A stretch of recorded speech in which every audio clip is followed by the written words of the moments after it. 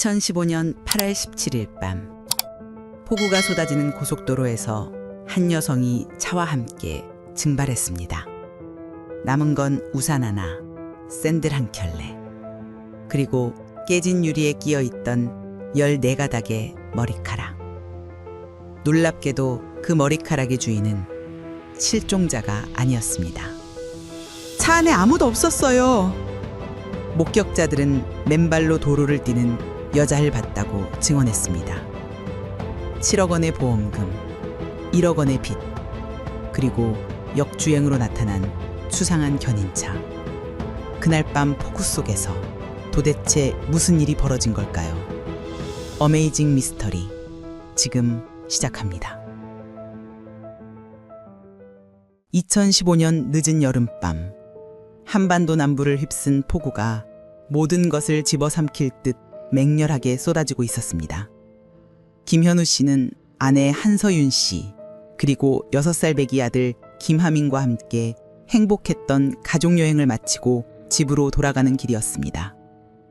고속도로는 빗줄기에 잠겨 시야가 20m 앞도 가늠하기 힘들 정도로 좁아졌습니다. 와이퍼는 미친 듯이 좌우로 왕복했지만 앞유리에 쏟아지는 빗물을 다 감당하지 못했습니다.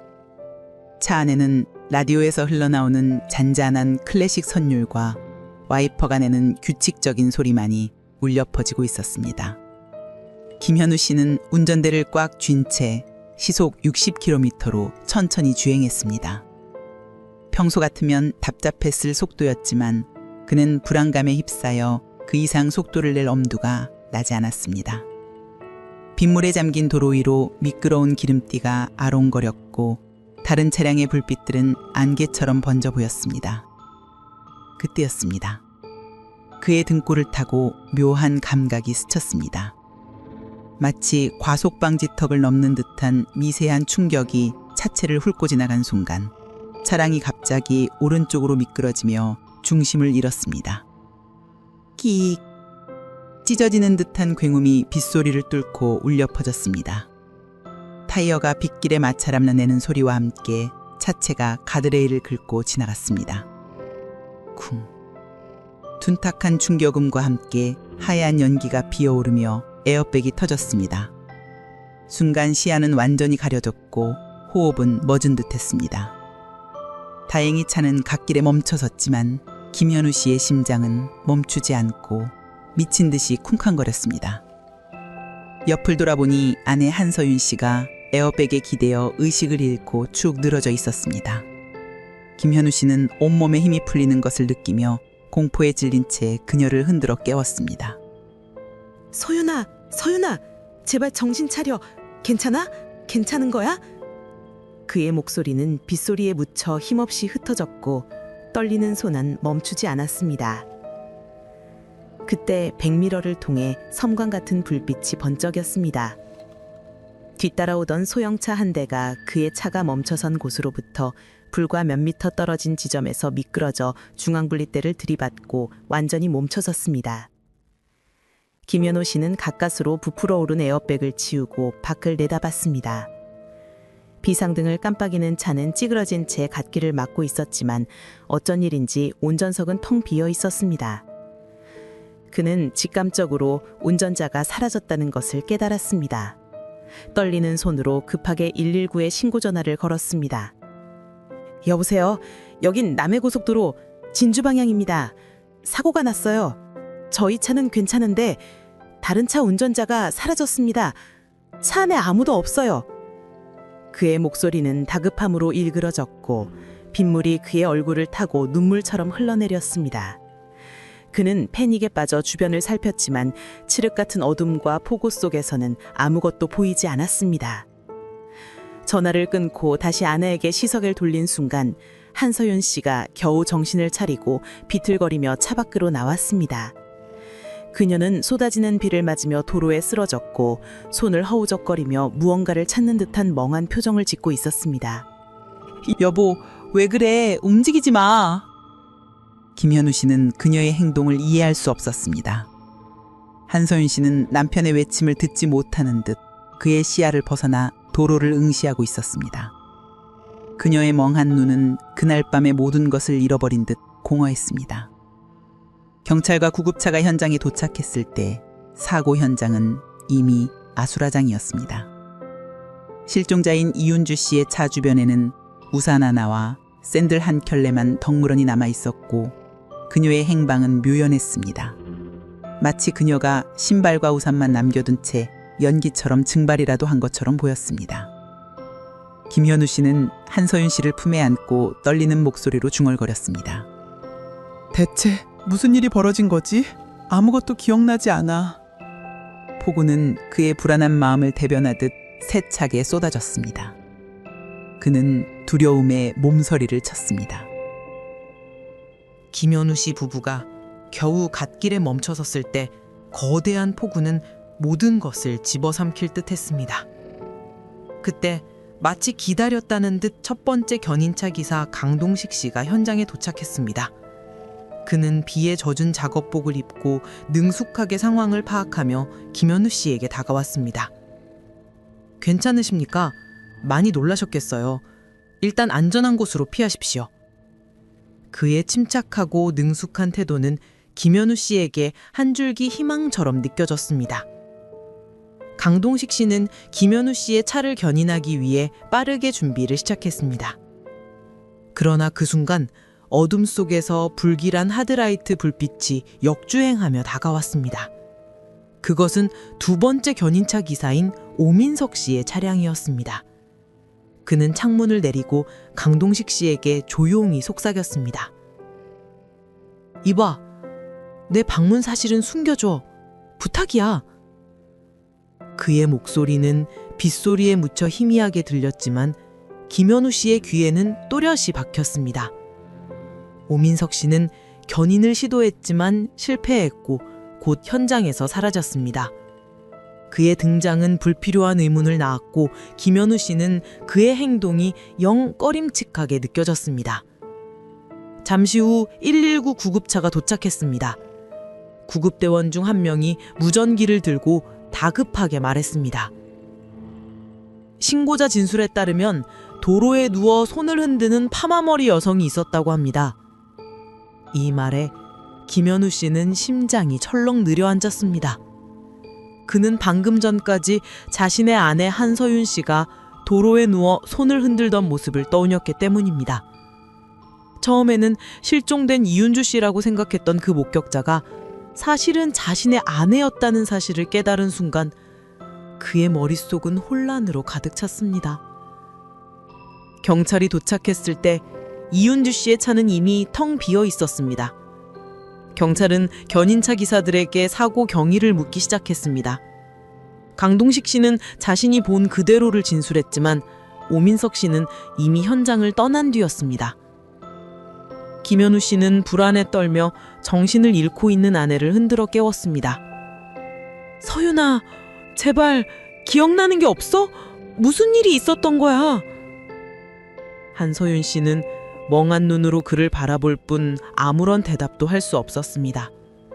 그녀의 기억은 폭우처럼 희미해져 있었습니다. 경찰은 김현우 씨의 진술과 현장에 남아있는 흔적들을 토대로 수사를 시작했고 모든 가능성을 열어둔 채 실종된 이윤주 씨의 형방을 추적하기 시작했습니다. 그날 밤 고속도로는 단순한 사고 현장을 넘어 미스터리한 실종의 시작점이 되었습니다. 다음 날 경찰의 정밀 감식이 시작되었습니다. 사고 현장 주변은 밤새 내린 비로 흔적이 거의 사라졌지만 이윤주 씨의 차에서 결정적인 증거가 발견되었습니다. 조수석 앞유리에는 거미줄처럼 금이가 있었고 그 깨진 틈 사이로 한서윤 씨는 머리카락 14가닥이 끼어 있었습니다. 이는 한서윤 씨가 이윤주 씨의 차와 접촉했을 가능성을 강력하게 시사했습니다. 경찰은 김현우 씨 부부를 소환했습니다. 두 분이 이윤주 씨의 차와 접촉한 사실이 있습니까? 형사의 날카로운 질문에 김현우 씨는 단호하게 부인했습니다. 아닙니다. 저희는 저희 차 사고만 기억합니다. 다른 차에 부딪히는 소리나 느낌은 전혀 없었습니다. 한서준 씨 역시 고개를 저으며 억울해했습니다. 정말 기억이 나지 않습니다. 제 머리카락이 왜 거기서 나왔는지 모르겠어요. 하지만 경찰은 두 사람의 진술에 의문을 품고 최면 수사를 제안했습니다. 최면 상태에서 두 사람은 놀랍게도 공통된 기억을 끄집어냈습니다. 어두운 도로에 누워있는 여자. 그들은 각자 다른 시점에서 그 여자를 보았지만 그 존재는 분명했습니다. 이 기억은 김현우 씨 부부가 이윤주 씨와 마주쳤을 가능성을 더욱 높였습니다. 한편 사고 현장에 있었던 견인차 기사 강동식 씨와 오민석 씨도 참고인 조사를 받게 되었습니다. 강동식 씨는 협조적이었지만 오민석 씨는 계속해서 진술을 회피했습니다. 그가 왜 역주행을 했고 왜 자신의 현장 방문을 숨겨달라고 부탁했는지에 대한 의문은 풀리지 않았습니다. 병원에 사는 이윤주 씨의 남편인 박성재 씨가 초조하게 아내의 행방을 기다리고 있었습니다. 그는 이 모든 상황을 믿을 수 없다는 듯 허탈한 표정을 지었습니다. 수사가 진행되면서 오민석 씨는 용의자 1순위로 급부상했습니다. 그의 역주행 행적이 드러나면서 경찰은 그가 사고 현장을 지나가다 무언가를 목격하거나 사건에 연루되었을 가능성을 의심했습니다. 8월 20일 오전, 경찰은 오민석 씨의 차량을 압수했습니다. 차량을 정밀 감식하겠습니다. 협조해 주십시오. 오민석 씨는 창백한 얼굴로 고개를 끄덕였습니다. 그의 손은 미세하게 떨리고 있었습니다. 감식팀은 견인차 내부와 하부를 샅샅이 뒤졌습니다. 좌석 틈새, 트렁크, 심리어 엔진룸까지 루미놀 시약을 뿌려 혈흔 반응을 확인했습니다. 하지만 아무것도 나오지 않았습니다. 혈흔 반응 음성입니다. 섬유 조직이나 모발은요? 없습니다. 깨끗합니다. 피해자의 미세 증거는 단 하나도 발견되지 않았습니다. 그럼에도 불구하고 오민석 씨에 대한 조사는 계속됐습니다. 15일간 이어진 강도 높은 조사. 그는 점점 야위어 갔습니다. 다시 한번 묻겠습니다.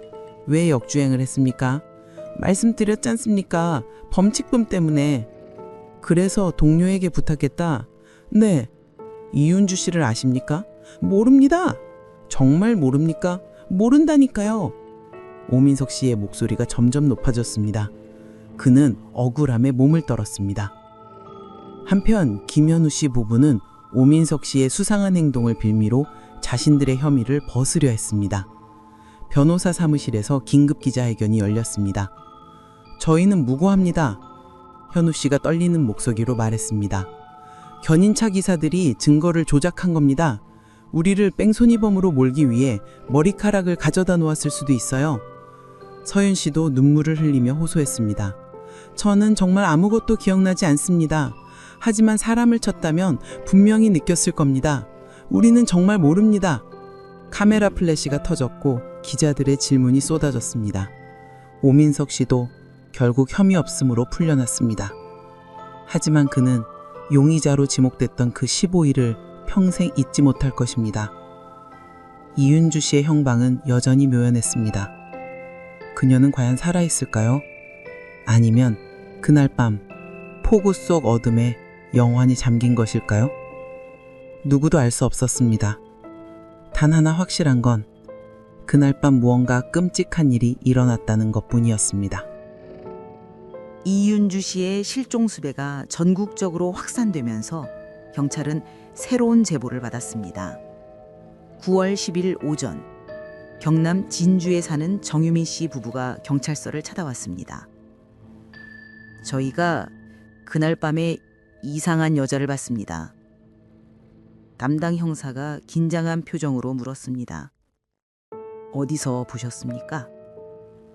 사고 지점에서 얼마 떨어지지 않은 곳이었어요. 진주 방향 도로에서.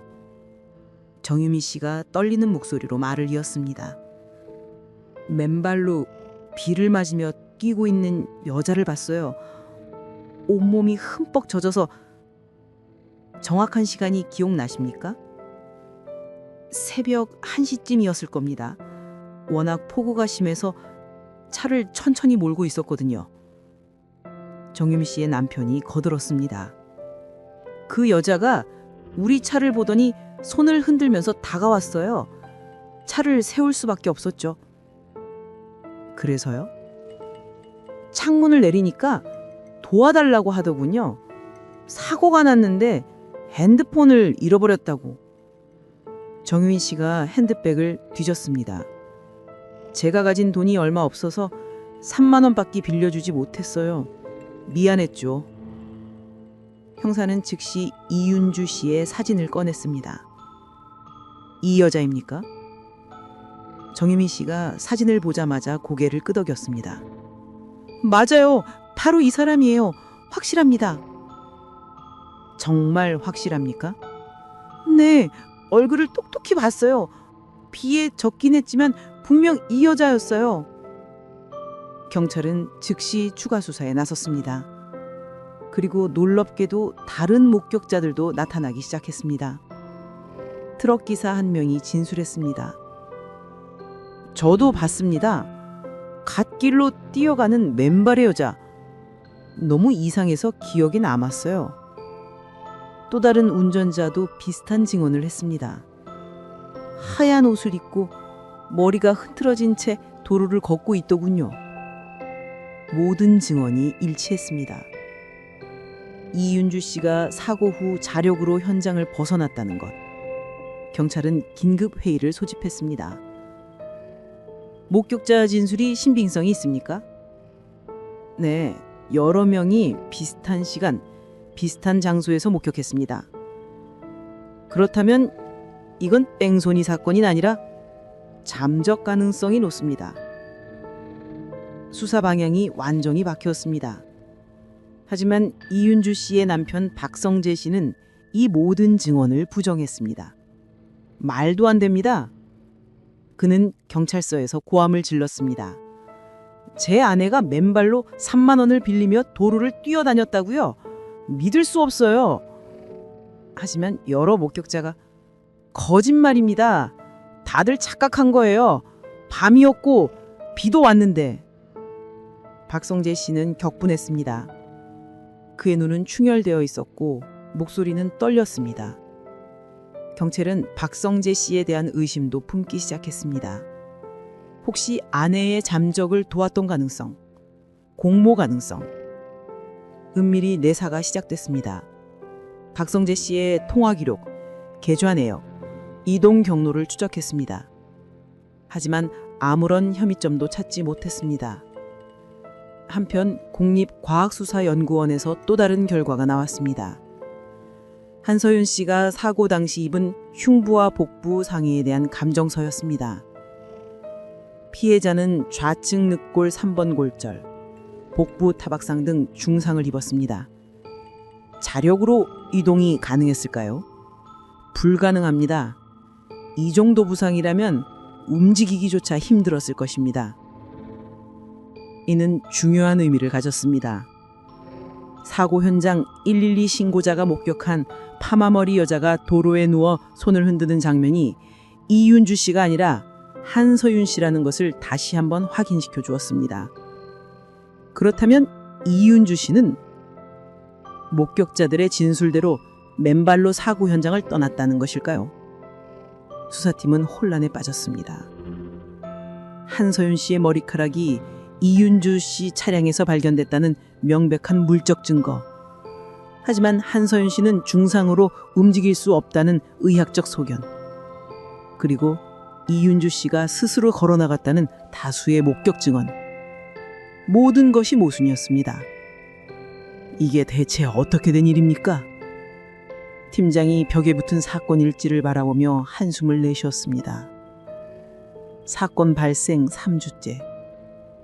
진실은 점점 더 깊은 안개 속으로 사라지고 있었습니다. 그날 밤 폭우 속의 고속도로에서 도대체 무슨 일이 벌어진 걸까요? 이윤주 씨는 살아있는 걸까요? 창밖으로 또다시 비가 내리기 시작했습니다. 마치 그날 밤처럼. 사고 현장 수사가 난항을 겪자 경찰은 수사 방향을 전환했습니다. 사고 지점으로부터 2km 떨어진 터널, 그곳에 설치된 CCTV 영상을 정밀 분석하기 시작한 것입니다. 9월 15일 경찰청 영상분석실. 해당 시간대에 터널을 통과한 차량이 총 몇 대입니까? 3만 대입니다. 3만 대라고. 팀장이 한숨을 내쉬었습니다. 어마어마한 작업이었습니다. 전부 추적합니다. 한 대도 빠짐없이. 특별전담팀 20명이 투입됐습니다. 그들은 밤낮 없이 영상을 분석하고 차량 번호를 추적하고 소유주를 찾아갔습니다. 한 달이 넘는 시간이 걸렸습니다. 100여 명의 차량 소유주를 일일이 찾아가 면담했습니다. 2015년 8월 17일 밤 남해고속도로를 지나가셨죠? 네, 그런데요. 혹시 이상한 것을 목격하신 적 있습니까? 대부분은 기억하지 못했습니다. 폭우 속 어둠 속에서 너무 오래전 일이라고. 하지만 몇몇 사람들이 놀라운 진술을 했습니다. 택시기사 이모 씨였습니다. 기억납니다. 그날 밤 정말 이상한 걸 봤어요. 무엇을 보셨습니까? 여자가 가드레일을 넘고 있었어요. 가드레일을요? 네. 폭우 속에서도 분명히 봤습니다. 하얀 옷을 입은 여자가 스스로 가드레일을 넘어서. 또 다른 목격자도 비슷한 증언을 했습니다. 저도 봤습니다. 갓길에서 뭔가 사람 같은 게 움직이는 걸. 확실합니까? 당시엔 확신하지 못했습니다. 워낙 비가 많이 와서. 하지만 지금 생각해보면 분명 사람이었어요. 세 번째 목격자는 더 구체적이었습니다. 가드레일 너머로 뛰어내리는 여자를 봤습니다. 검은 머리에 젖은 옷. 경찰은 이 진술들을 종합했습니다.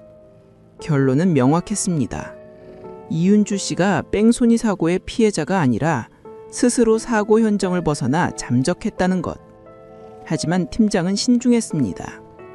야간 폭우 속에서의 목격담입니다. 기억 오류 가능성도 배제할 수 없어요. 하지만 여러 명이 비슷한 진술을? 그렇다고 해도 확신할 순 없습니다. 한편 김현우 씨는 아내 한서윤 씨의 상태를 설명하기 위해 다시 경찰서를 찾았습니다. 아내가 사고 후 며칠 동안 그날 밤 일을 전혀 기억하지 못했습니다. 단기 기억 상실. 네, 의사가 그렇게 진단했습니다. 사고 충격으로 인한. 현우 씨는 괴로운 표정을 지었습니다. 아내가 도로에 누워 손을 흔든 것은 분명히 사고 차량 운전자에게 도움을 요청하는 행동이었을 겁니다. 확신하십니까? 그래야만 합니다. 그게 아니라면. 현우 씨는 말을 잇지 못했습니다. 그의 아내가 이윤주 씨와 무슨 관계가 있다는 것일까요? 말도 안 되는 일이었습니다. 수사는 여전히 오리무중이었습니다. 명백한 물적 증거와 모순되는 목격자 진술들, 용의자들의 모호한 태도, 그리고 사라진 이윤주 씨. 경찰은 모든 가능성을 열어두고 수사를 계속했습니다. 혹시 이윤주 씨가 정말로 스스로 사라진 것이라면 그 이유는 무엇일까요? 거액분 보험금, 투자 실패로 인한 빚, 아니면 다른 이유. 10월 중순 수사팀은 새로운 단서를 찾기 위해 사고 현장 주변을 다시 수색했습니다. 산악지형을 전문으로 수색하는 특공대와 수색경까지 동원했습니다.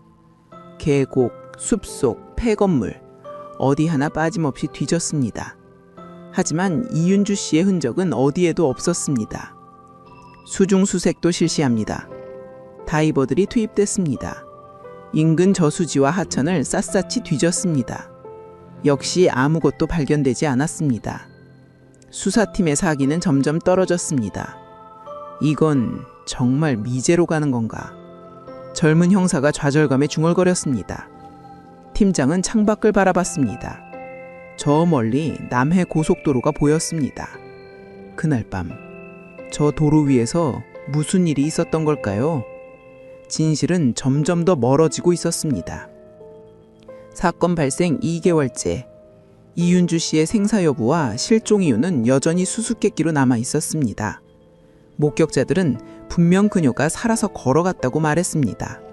하지만 그 후의 흔적은 완전히 끊겼습니다. 마치 연기처럼 증발해버린 것처럼. 경찰은 계속해서 수사를 이어갔지만 희망은 점점 희미해지고 있었습니다. 이은주 씨가 월 130만 원을 납부하며 가입한 보험에 대한 경찰의 조사가 본격적으로 시작되었습니다. 10월 20일 보험사 담당자가 경찰서에 출석했습니다. 이윤주 씨의 보험 가입 내역입니다. 서류 뭉치가 책상 위에 펼쳐졌습니다. 형사가 하나하나 확인하며 눈을 크게 떴습니다. 총 7억 원? 네, 맞습니다. 그것도 실종 당일에 가입했다고요? 정확히는 실종 하루 전입니다. 8월 16일에 최종 계약이 완료됐습니다. 팀장이 서류를 자세히 살폈습니다. 이 중 6건이 운전자 관련 보험이네요. 네, 운전자 상해 보험, 교통사고 보험 등 모두 운전과 관련된 것들입니다. 이는 심상치 않은 정황이었습니다. 경찰은 이윤주 씨의 금융거래 내역을 더 깊이 파헤쳤습니다. 그리고 놀라운 사실을 발견했습니다. 주식 투자 실패 내역이 나왔습니다. 젊은 형사가 보고서를 들고 뛰어왔습니다. 실종 한달 전부터 주식 투자를 시작했는데 단기간에 1억 원 가까운 손실을 봤습니다. 1억 원이나? 네, 거의 전 재산을 잃은 것으로 보입니다. 팀장이 미간을 찌푸렸습니다. 그래서 보험에 가입하고 사고를 위장한 건가? 그럴 가능성이 높습니다. 수사팀은 새로운 시나리오를 완성했습니다. 이윤주 씨가 투자 실패로 극심한 스트레스를 받았고 거액의 빚을 감당하지 못해 스스로 사라지기로 결심했다는 것. 사고를 위장하고 잠적한 뒤 가족에게 보험금을 남겨주려 했다는 가설. 하지만 이 시나리오도 완벽하지 않았습니다. 그렇다면 왜 한서연 씨의 머리카락이 차에 있었을까요? 그건 여전히 설명되지 않는 부분이 있었습니다. 그러던 그때 언론이 새로운 소문을 퍼뜨리기 시작했습니다. 이윤주 집에 다른 여성이 드나들었다는 제보가 있습니다. 기자들이 박성재 씨 집 앞에 몰려들었습니다. 카메라 플래시가 터지고 마이크가 그의 얼굴 앞에 쏟아졌습니다. 남편분, 부인 외에 다른 여성과의 관계가 있었습니까? 부인이 실종된 진짜 이유가 뭡니까? 박성재 씨는 창백한 얼굴로 고개만 저었습니다. 아닙니다. 그런 일 없습니다. 그의 목소리는 떨렸고 눈에는 눈물이 고였습니다. 경찰은 소문의 진위를 확인하기 위해 박성재 씨 집을 다시 방문했습니다. 실례하겠습니다. 집 내부를 감식해야겠습니다. 박성재 씨는 힘없이 고개를 끄덕였습니다. 감식팀이 집안 곳곳에서 머리카락을 수거했습니다. 침실, 거실, 욕실. 총 50여 가닥의 머리카락이 수집됐습니다. 일주일 후 DNA 감식 결과가 나왔습니다. 이윤주 씨와 박성재 씨의 DNA만 검출됐습니다. 다른 사람의 DNA는? 없습니다. 소문은 근거 없는 것으로 보입니다. 하지만 언론은 이미 소문을 크게 보도한 뒤였습니다.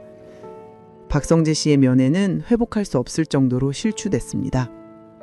그는 집 밖으로 나가지 못했습니다. 이웃들의 수군거림과 손가락질을 견딜 수 없었습니다. 내 아내는 그런 사람이 아니야. 그는 혼자 집에서 중얼거렸습니다. 한편 김현우 씨 부부는 뺑소니 용의자로 한동안 수사를 받았습니다. 하지만 결정적인 증거가 나오지 않았습니다. 그들의 차량에서 이윤주 씨의 혈흔이나 미세 증거가 전혀 발견되지 않았던 것입니다. 한서연 씨의 머리카락만이 유일한 증거였습니다. 10월 5일 검찰은 증거 부족을 이유로 김현우 씨 부부를 불기소 처분했습니다. 기소 유예, 아니 혐의 없음입니다. 현우 씨와 서윤 씨는 경찰서를 나왔습니다. 하지만 그들의 삶은 이미 파괴되어 있었습니다. 현우 씨는 회사에서 해고당했습니다. 뺑소니 의혹이 있는 사람을 계속 고용할 순 없습니다. 서연 씨는 심각한 트라우마로 정신과 치료를 받아야 했습니다. 밤마다 그 여자가 보여요. 도로에 누워서. 6살 하민이는 유치원을 그만두어야 했습니다. 하민이 엄마가 사람을 쳤대요. 아이들의 수군거림을 견딜 수 없었습니다. 이 사건은 관련된 모든 사람의 삶에 지울 수 없는 상처를 남겼습니다. 이윤주 씨의 형방은 여전히 미궁 속에 남아 있었습니다. 그녀는 과연 어디로 간 것일까요? 정말로 보험금을 노리고 스스로 사라진 것일까요? 사건은 점점 미제로 굳어가고 있었습니다. 사건이 발생한 지 6개월이 지났습니다. 2016년 2월 실종수사 전담팀 20명은 여전히 이윤주 씨를 찾기 위해 모든 노력을 기울이고 있었습니다. 오늘은 북쪽 계곡 수색입니다. 출발하겠습니다. 산악 지형을 전문으로 수색하는 특공대와 수색견이 동원됐습니다. 눈 덮인 산을 하루 종일 헤맸지만 결과는 마찬가지였습니다. 발견된 것 없습니다. 계속 수색합니다. 지칠 줄 모르는 수색이 이어졌습니다. 인근 산, 계곡, 폐건물, 심지어 수중 탐지까지. 하지만 모든 노력은 헛수고로 돌아갔습니다. 이윤주 씨는 마치 공기 중으로 증발해버린 것처럼 흔적조차 찾을 수 없었습니다. 한편 사건 현장의 블랙박스 분석도 난항을 겪고 있었습니다. 김현우 씨 차량의 블랙박스 상태는 어떻습니까? 사고 직후 충격으로 파손됐습니다. 복구 불가능합니다. 이윤주 씨 차량은요?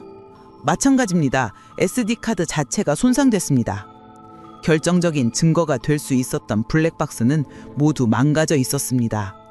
주변 CCTV는 이미 분석 완료했습니다. 하지만 결정적 단서는 없었습니다. 증거 삭제 가능성은? 디지털 포렌식 결과 인유적 삭제 흔적은 발견되지 않았습니다. 모든 것이 막막했습니다. 3월 중순 경찰은 최후의 수단을 동원했습니다. 거짓말 탐지기 조사였습니다. 용의선상에 올랐던 모든 사람들을 대상으로 실시했습니다. 첫 번째는 김현우 씨였습니다. 검은 기계에 연결된 센서가 그의 손가락과 가슴에 부착됐습니다. 이윤주 씨를 직접 보셨습니까? 아니요. 바늘이 미세하게 흔들렸습니다. 부인과 이윤주 씨의 차가 접촉했습니까? 모릅니다. 또다시 바늘이 움직였습니다. 다음은 한서윤 씨였습니다. 사고 당시 기억이 납니까? 아니요. 전혀요. 그녀의 반응도 애매했습니다. 오민석 씨 차례였습니다. 왜 역주행을 했습니까? 범칙금 때문에. 이윤주 씨를 아십니까? 모릅니다. 그의 심박수가 급격히 올라갔습니다. 강동식 씨도 마찬가지였습니다. 사고 현장에서 이상한 점을 목격했습니까? 아니요. 미세한 생리적 반응이 감지됐습니다. 결과는 모호했습니다. 모두가 무언가를 숨기고 있는 것 같았지만 확실한 증거는 없었습니다. 거짓말 탐지기 결과만으로는 기소할 수 없습니다. 검사가 고개를 저었습니다. 한편 박성재 씨는 아내의 빈자리에 외로움을 느끼며 힘든 시간을 보내고 있었습니다. 그는 매일 밤 아내의 사진을 보며 눈물을 흘렸습니다. 윤주야, 어디 있는 거야? 제발 돌아와. 낮에는 일을 나가지만 집중할 수 없었습니다. 직장 동료들의 수군거림도 견디기 힘들었습니다. 박 과장 부인 아직도 못 찾았대요. 보험금 노리고 짜고 친 거 아니래요? 그는 그런 말들을 들으며 이를 악물었습니다. 시간이 흐를수록 그는 절망감에 휩싸였습니다. 아내가 돌아오지 않을지도 모른다는 생각, 그 생각이 그를 서서히 무너뜨렸습니다. 4월, 봄이 왔지만 사건은 여전히 얼어붙어 있었습니다. 수사팀의 사기는 바닥을 쳤습니다. 이건 정말 미제입니다. 젊은 형사가 한숨을 내쉬었습니다. 팀장도 어쩔 수 없었습니다. 6개월간 모든 노력을 다했지만 단 하나의 결정적 단서도 찾지 못했습니다. 물적 증거는 한서연 씨의 머리카락뿐. 하지만 그것만으로는 아무것도 증명할 수 없었습니다. 목격자 진술은 서로 모순됐고 용의자들은 모두 혐의를 부인했습니다. 이윤주 씨는 여전히 행방불명이었습니다. 살아있는지 죽었는지조차 알 수 없었습니다. 수사를 중단할 순 없습니다. 계속 진행합니다. 팀장이 말했지만 모두가 알고 있었습니다. 이 사건은 점점 미제로 굳어지고 있다는 것을. 창밖으로 봄비가 내렸습니다. 그날 밤의 폭우처럼은 아니었지만 여전히 비는 내렸습니다. 마치 씻을 수 없는 진실의 무게처럼.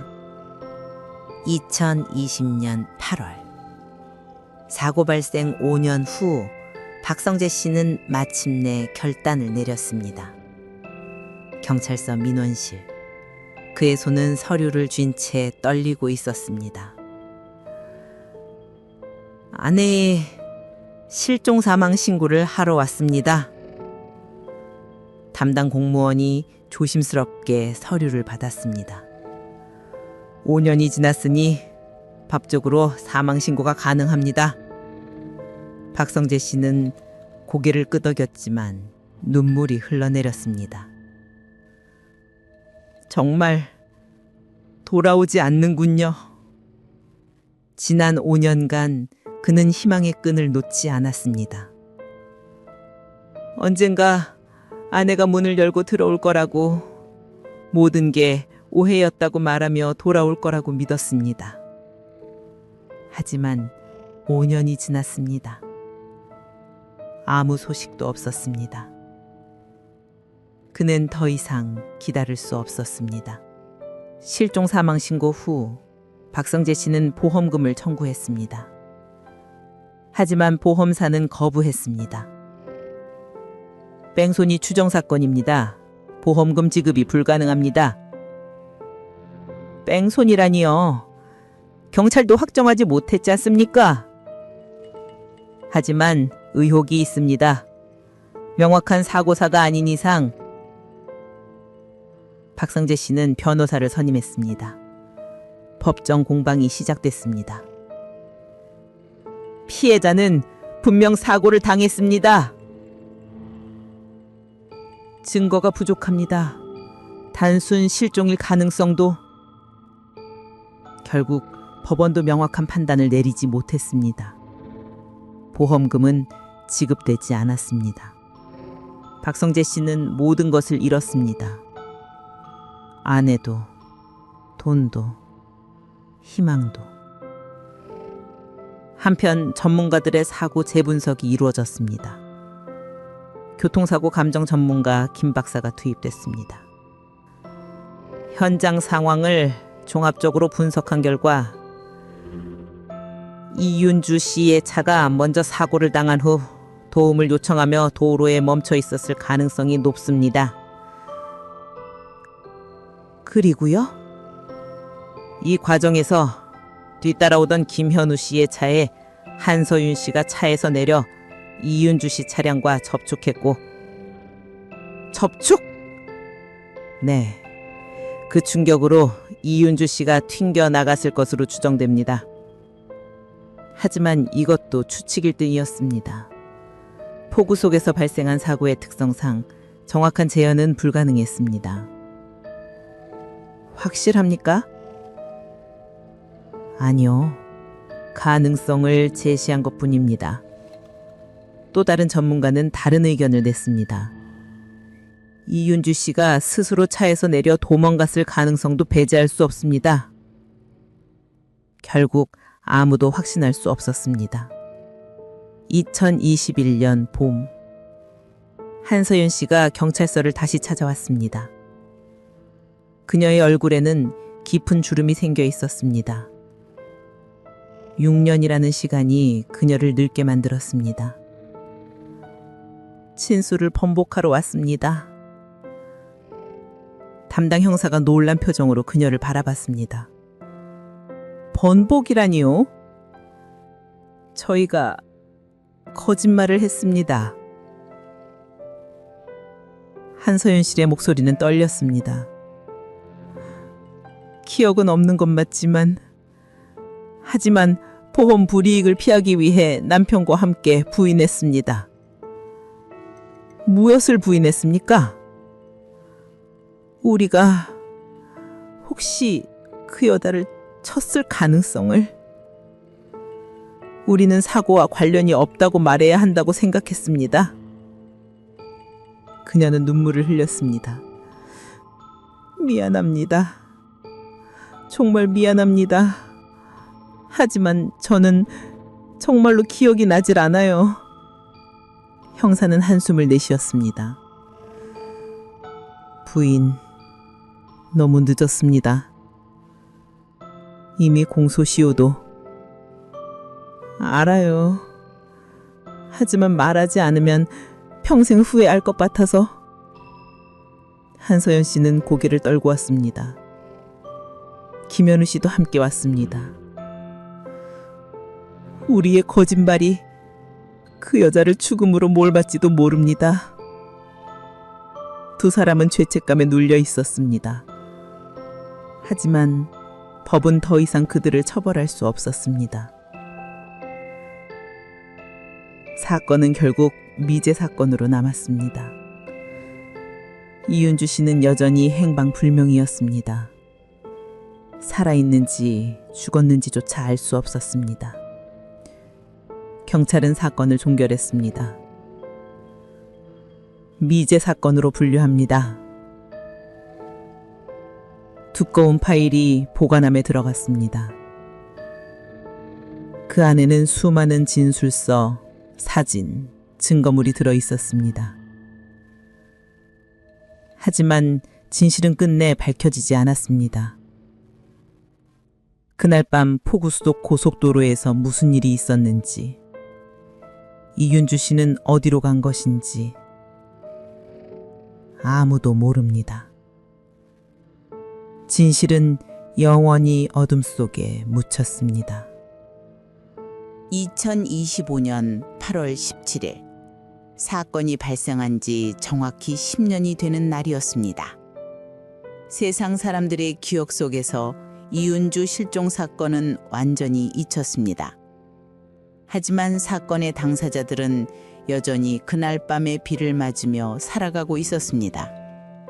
남해 고속도로 진주 방향, 박성재 씨는 홀로 차를 몰고 있었습니다.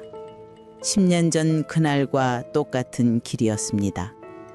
창밖으로 비가 내리기 시작했습니다. 그는 와이퍼를 작동시키며 중얼거렸습니다. 윤주야, 대체 어디에 있는 거야? 그의 눈가에 눈물이 맺혔습니다. 10년이 지났지만 그는 여전히 아내를 찾고 있었습니다. 주말마다 이 길을 달렸습니다. 혹시라도 아내의 흔적을 발견할 수 있을까 하는 희망을 버리지 못했습니다. 하지만 매번 돌아오는 것은 절망뿐이었습니다. 그는 이제 60대가 되어 있었습니다. 머리는 희끗희끗해졌고 얼굴에는 깊은 주름이 펴 있었습니다. 그를 위로해 줄 사람은 아무도 없었습니다. 김현우 씨 부부는 10년이 지난 지금도 그날의 트라우마를 안고 살아가고 있었습니다. 현우 씨는 재취업에 실패하고 비정규직 일용직으로 생계를 유지했습니다. 서윤 씨는 심각한 우울증과 불안장애로 약을 먹으며 하루하루를 버텼습니다. 여보, 오늘도 그 꿈을 꿨어. 서윤 씨가 떨리는 목소리로 말했습니다. 도로에 누운 여자가 날 보고 있었어. 현우 씨는 아내를 안아주었습니다. 괜찮아, 괜찮아. 이제 그만. 하지만 그도 매일 밤 악몽에 시달렸습니다.